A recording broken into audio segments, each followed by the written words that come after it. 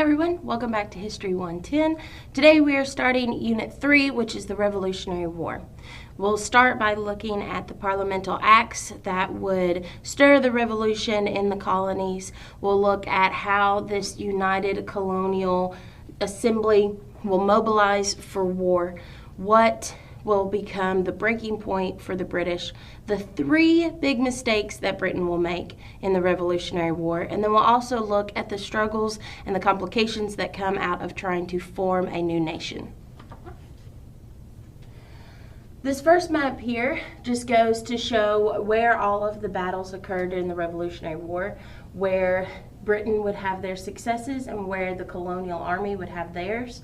And so you can see, obviously, all of this is in our 13 main original colonies, not much west of the Appalachian Mountains, but even up into Canada and into Quebec, we have some dealings there around Lake Erie and the Hudson River. One of the reasons that the Revolutionary War mainly stays in those 13 original colonies is because at this time everything west of the Appalachian Mountains was French territory, and so we have Great Britain knows that we're kind of stuck just to those colonies, and there's really no place for the colonial army to go outside of these states that are already established. So let's get into some of those parliamental acts that would begin the revolution. The first would be the Sugar Act of 1764. This was designed to eliminate the selling of illegal sugars and molasses that was coming from the West Indies.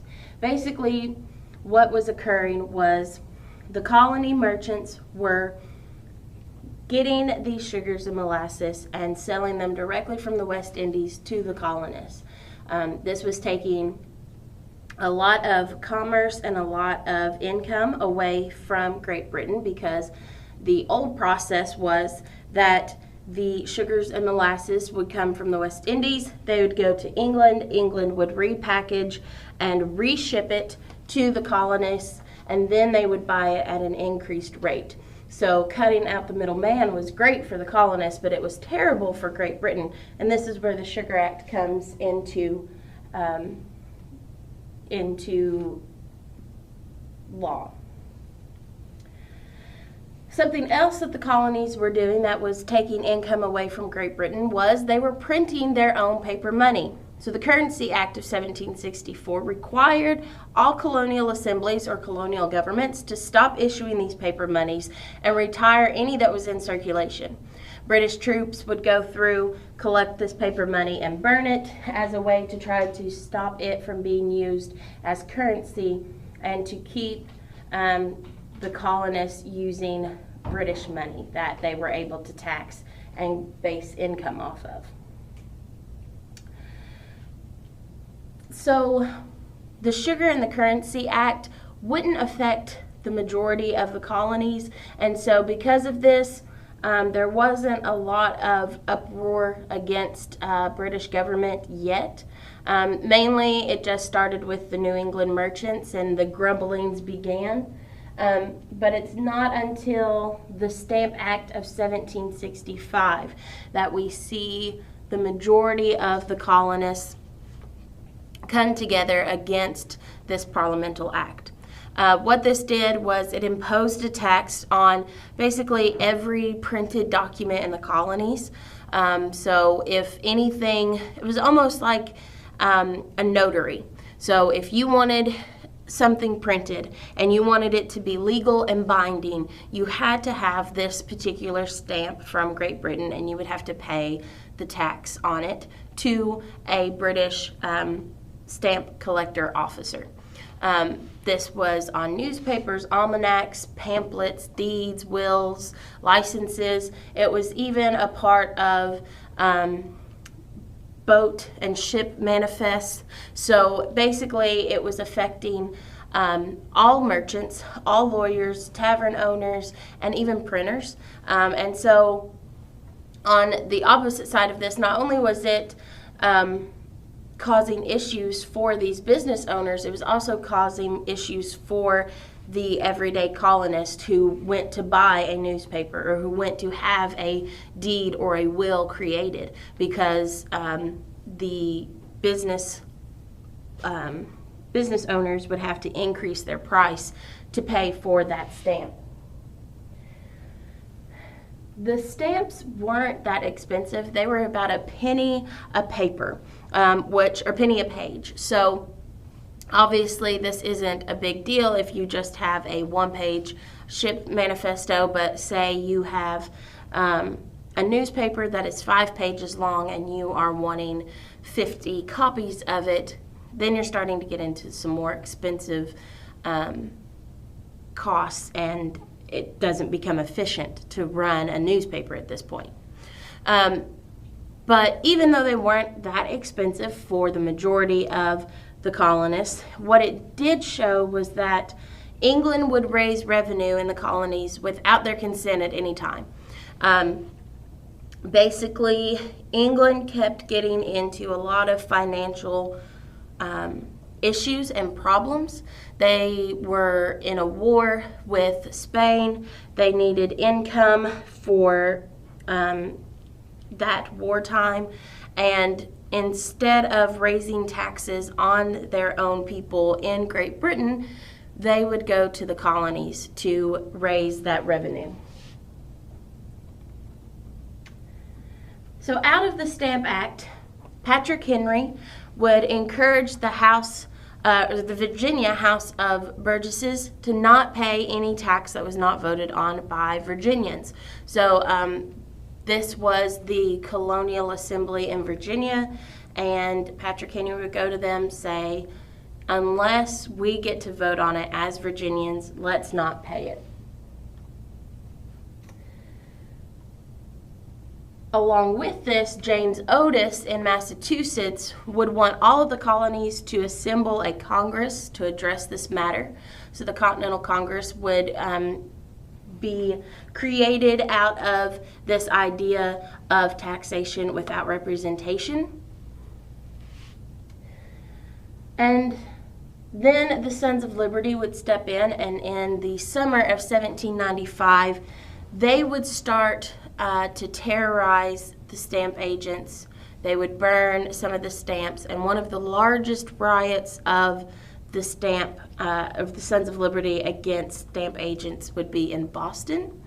It's important, I want to point out now, that as we go along, you're gonna see a trend when it comes to kind of the hot spot of the revolution, and that's going to be Boston. So be prepared to learn more about Boston as we go along, and to see how it's kind of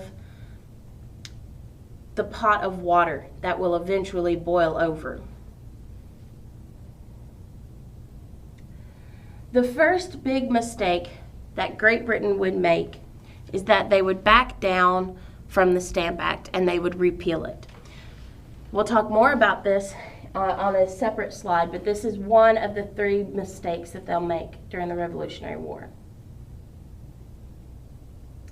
So in March 18th, 1766, England would repeal the Stamp Act. I'm also now realizing in your notes, change summer of 1795 to 1765. Please do that, and I will also let your instructor know that that needs to be changed. So even though the Stamp Act is repealed, Parliament will continue to add in new acts and new laws that the colonists will not agree with. The first of this would be the Quartering Act of 1765. This would require the colonists to provide quarter or shelter and supplies for all British troops in America. Great Britain would call it the Quartering Act. The colonists would call it the Mutiny Act. The British troops saw nothing wrong with this act because they were there to protect the colonists from the French and native attacks. And so they thought that it was totally reasonable for them to ask for supplies and a safe place to sleep.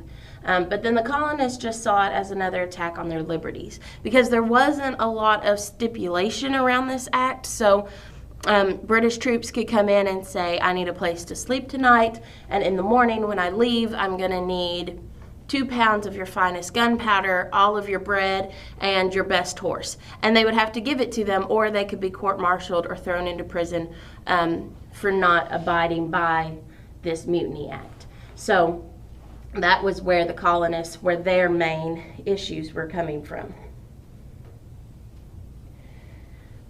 This would go on for a few years, and in 1765, Great Britain would disband the New York Assembly until the citizens of New York City would obey the Mutiny Act. Obviously, the New York Assembly would continue to meet, but Great Britain would not address any of their concerns in Parliament.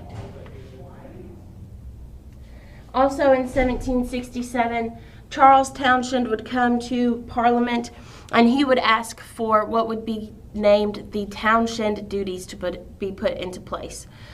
This would tax lead, paint, paper, and tea, basically everything that was needed or used in everyday colonial life. And taxation without representation becomes the main battle cry of the colonists. As a way to protest the Townshend Act, they would start to boycott English products, and American homespun products became fashionable overnight.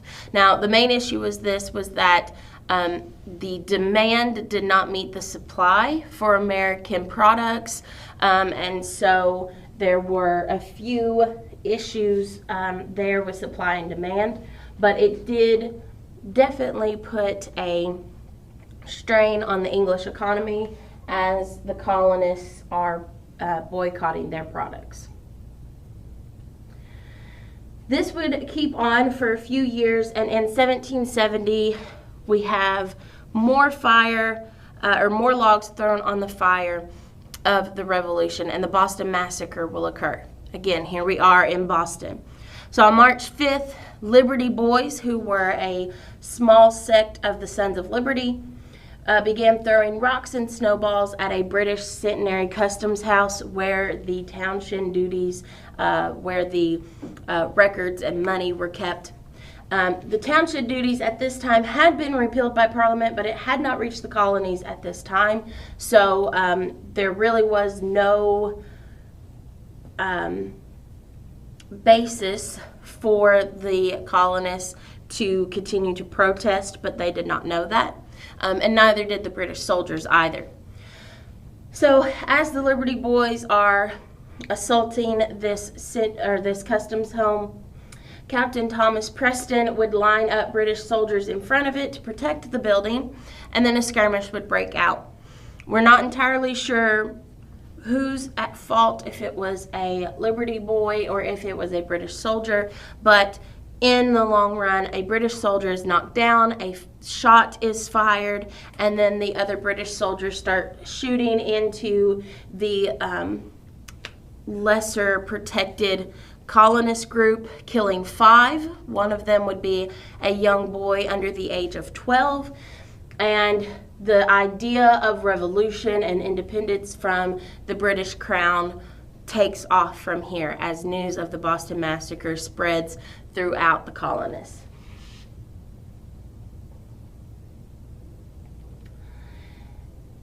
In 1773, we have the Tea Act that would come into play.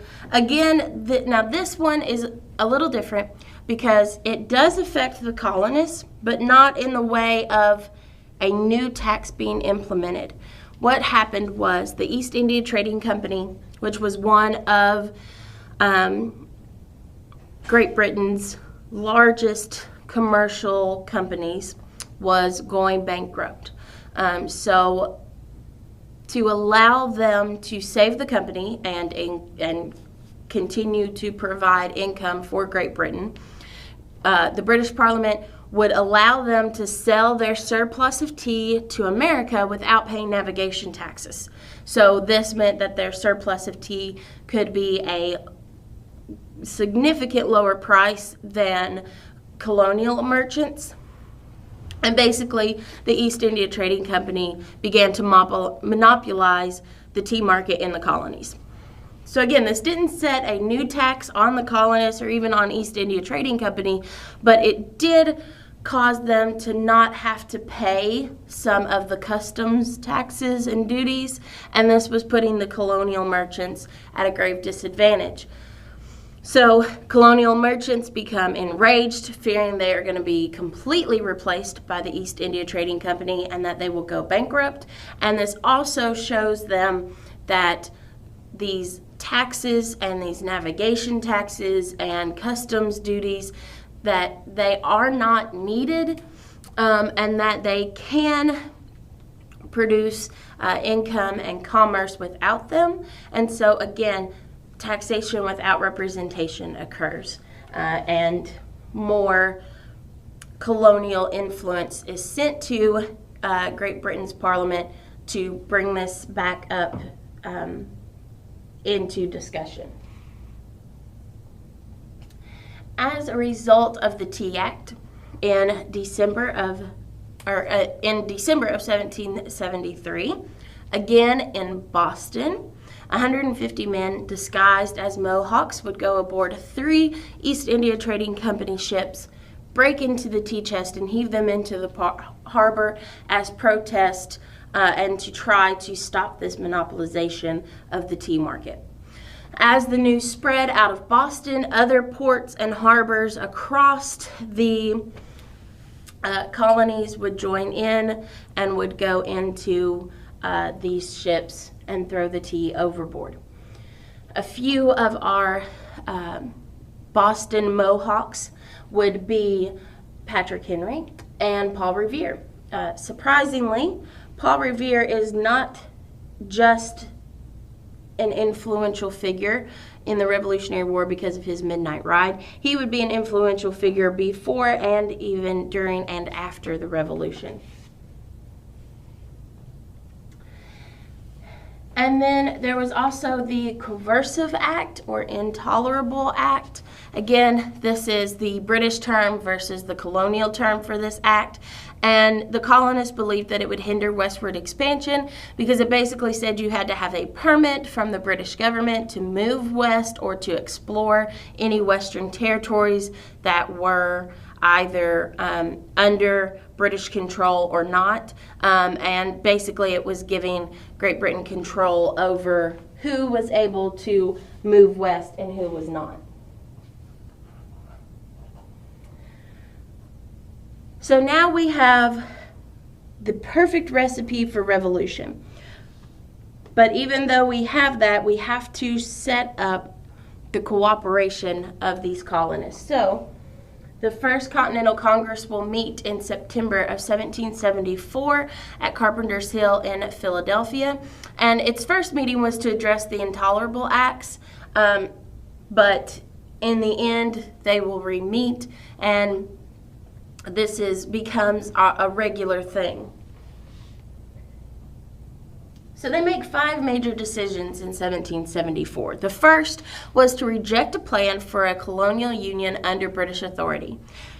Throughout the Revolution, there are loyalists to the British Crown, and at the Continental Congress, there are some colonial representatives who want to be under British authority and want to say, we're all still collectively in this together, but there are some changes to be made. But at this point, by 1774, independence is greatly gaining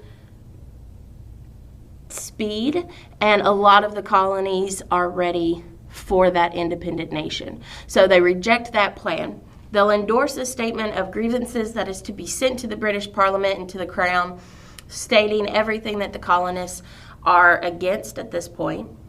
They approved a series of resolutions that would basically say to all colonial men, be prepared to defend your colonies against a possible British attack, and if you are called, be ready to join your state's militia. They would also agree that all colonies would stop all importation, exportation, and consumption of goods with or from Great Britain, which would really hurt the purse of Great Britain because the American colonies were their number one commerce providers. And then they also agreed to meet the following spring of 1775. So this was indicating that this Continental Congress would be a continuing organization, that the colonies would continue to join together and have these discussions so that all of the colonies were together on what they wanted to say to Britain, instead of Massachusetts saying one thing, North Carolina saying another, and then New York saying something else. This really unified the colonies. So we have the War of Independence begins, and we first have to define America's war aims. So what was the aim of all of this? So 3 weeks after the Battle of Lexington and Concord, when the shot heard round the world occurs, the Continental Congress would meet for a second time, and this time it was to determine the reason why they were declaring war and what they were going to send to Great Britain for this war.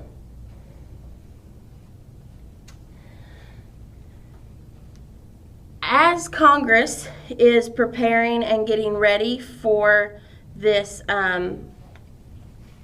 Continental Congress, Thomas Paine takes to the average American to garnish support for the war.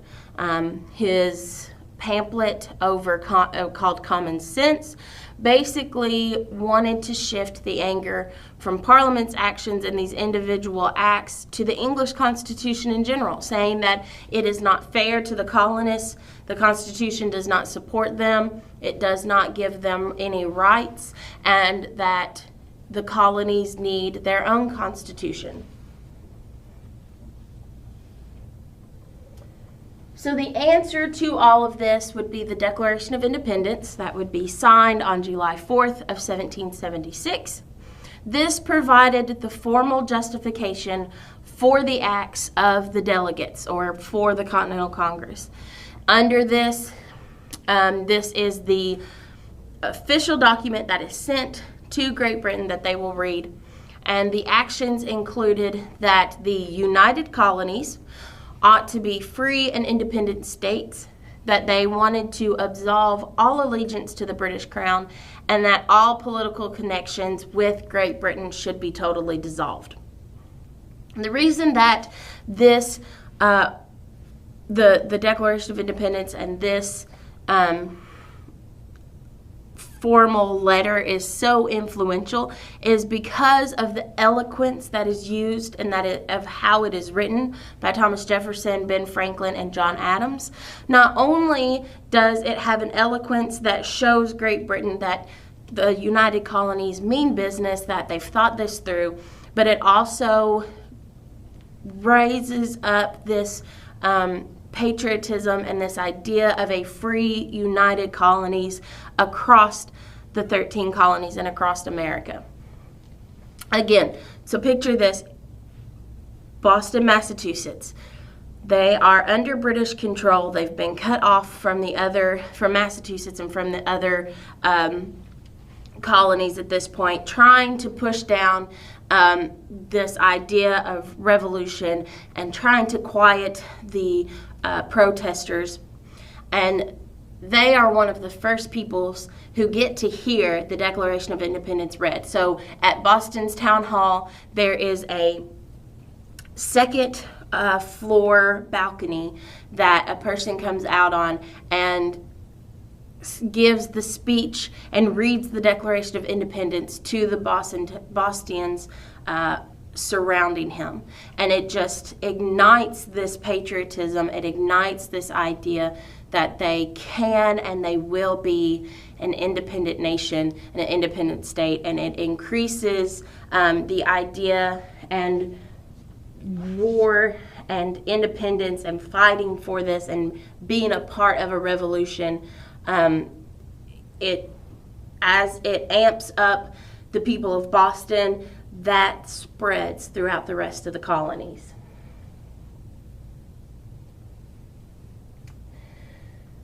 About a little over a year later, the Continental Congress will have will create the Articles of Confederation, which would be our first legal government system in the states. And this would confirm a decentralized system that was already in operation in the colonies. Each colony already had their own assembly, and then they were sending delegates to the Continental Congress, but this just put it into writing. And where it was sort of rushed, and something just to have in place, it wasn't perfect, and this is why after the war we have to go back and reevaluate our governmental systems and the laws around it.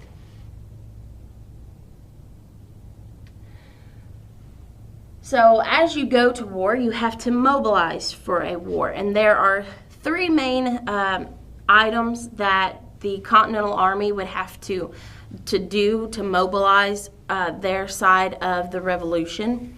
The first is they would have to raise and organize an army. So in 1775, patriotism had started to fade away, and so states were having to persuade its members by either offering land or money after their service, or they were forcing them to join the militias and to raise troops. But in the late spring of 1775, Continental Congress would appoint George Washington as general, and those who had served under him would rush to join his army and then persuade their peers to join as well, because of how successful Washington had been as a captain. Then you have to provide supplies and equipment. So America had a lot of gunsmiths, and we obviously saw with the protest of the townshend duties that America can make its own products, and they can be quality products. However, the demand for wartime, again, we're just getting into a supply and demand issue. So a lot of the supplies and equipment that the Continental Army will use is stolen from the British as they bring weapons and equipment and supplies from Great Britain. And then you have to find a way to pay for it. At this time, the Continental Congress had no authority to levy taxes, which is kind of ironic. So basically what they would say is they would go to each state's government and each state's assembly and say, hey, we need this amount of money. If you let us borrow it from your state's treasury, we'll pay it back with interest, etc., making all of these deals. And that's how Congress would eventually raise the funds for the Army. So I mentioned before that Great Britain would make 3 mistakes, and this would bring to their downfall in the Revolutionary War, and this is what eventually would cause the Continental Army to win. So before the war even begins, when they repealed the Stamp Act, what that did was it showed that the colonists had influence over Parliament and that they could be a part of their governing. And then once the British Crown showed them that they had no interest in them being a part of the government process, then the colonists wanted to do it on their own and have their own independent government. And then Great Britain spent too much time trying to take Boston. Since Boston was kind of this hot spot of the Revolution, it's where all of the major incidences would occur, they would want to take over that city as a way of trying to shut down the revolution to get all together.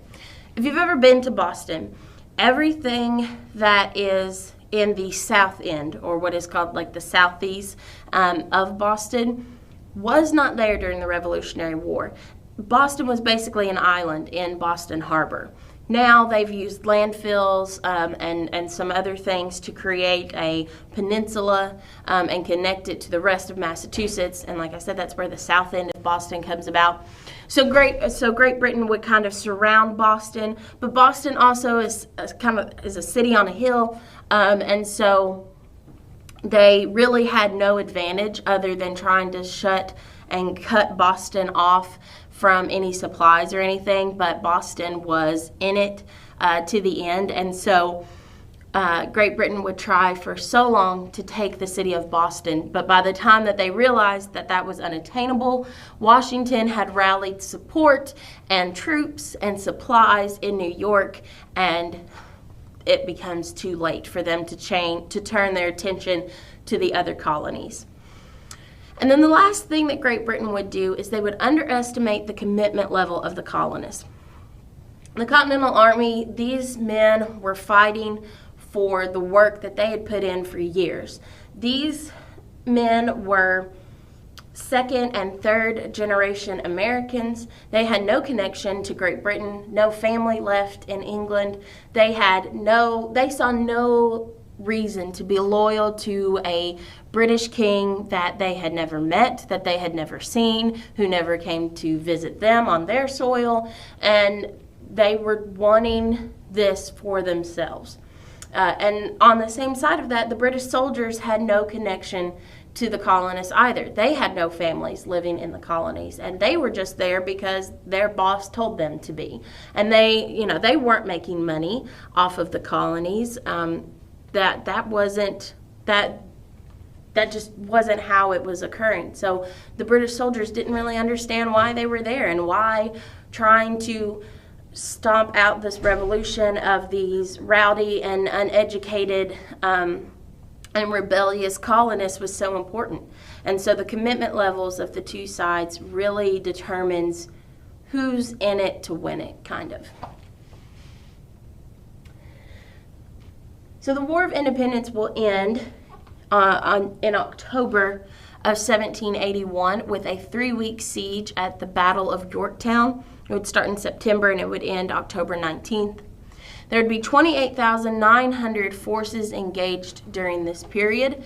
Almost 20,000 of them would be American and French soldiers, 9,000 British, and of the estimated casualties, Great Britain would lose all but about 400 of its troops, whereas American troops would lose less than 500. So you can see in those numbers why the Battle of Yorktown was so decisive and why the Continental Army was able to achieve victory and gain a surrender from Cornwallis.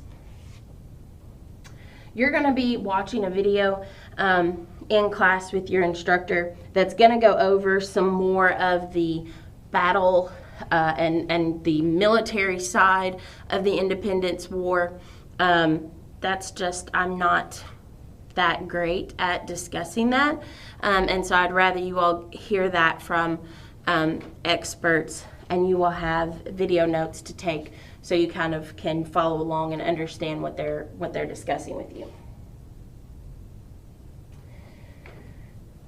So then we have this new nation, and we have to have some type of unified system and unified law to make sure that we don't become some type of lawless country, that it's every man for themselves and are brought to ruin, and Great Britain can say, I told you so. So the U.S. Constitution is created. It will be signed September 17th of 1787, and it would establish America's national government and its fundamental laws and the guaranteed certain basic rights for its citizens. This would replace the Articles of Confederation, and Alexander Hamilton was the delegate of the Constitutional Congress that would ask the Constitutional Convention to convene to discuss the U.S. Constitution. you'll be watching another video that talks about the struggles and the incidences surrounding the creation of the U.S. Constitution. It's a really great video, and it gives a really good insight into just how stubborn some of our founding fathers were, and it'll go into what occurred during this constitutional convention before the Constitution is signed.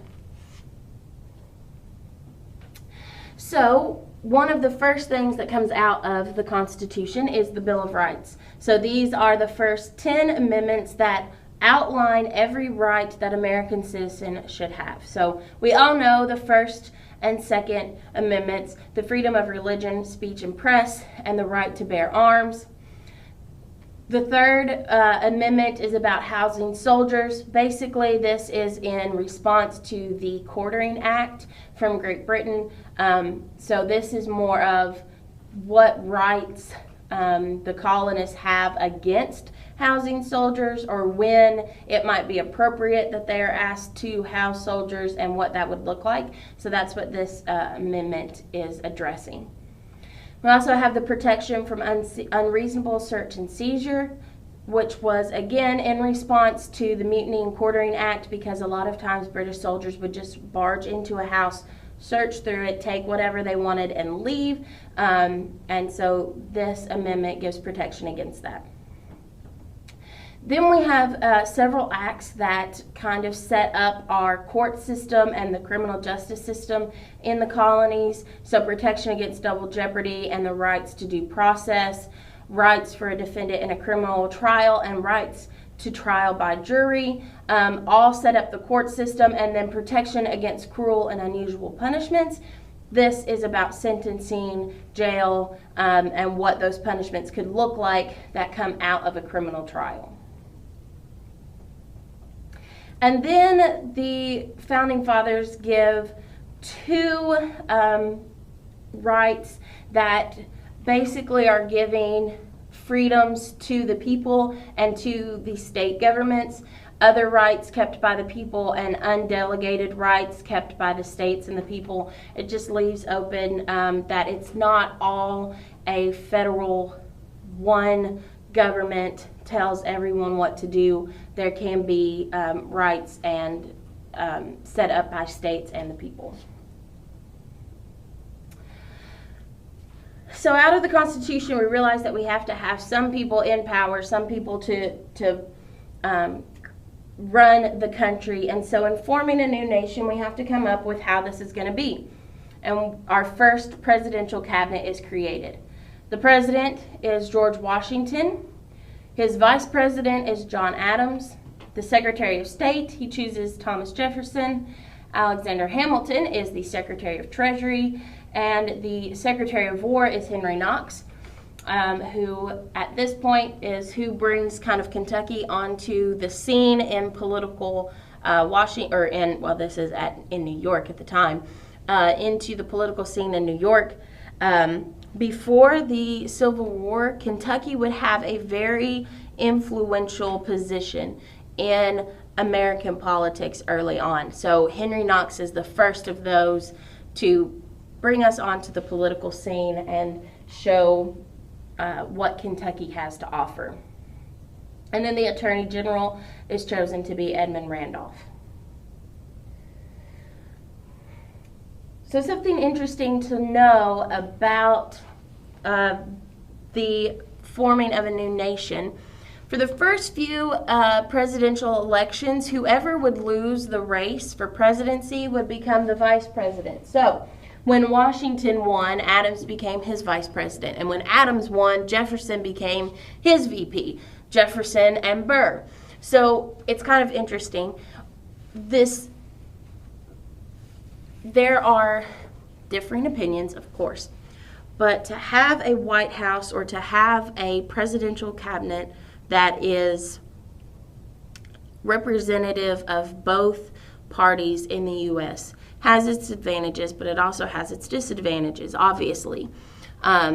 Just think, if Thomas Jefferson hadn't had the 12th Amendment put into law in 1804, which basically which allowed for presidential candidates to choose their running mate and their vice president, we could have ended up with a Trump presidency and a Clinton vice presidency, which could have been quite interesting, to say the least. So that gets us started with a new nation. And those couple of videos that your instructor is going to go through with you. And so I hope you have enjoyed Unit 3 in the Revolutionary War, and I'll see you on the next unit.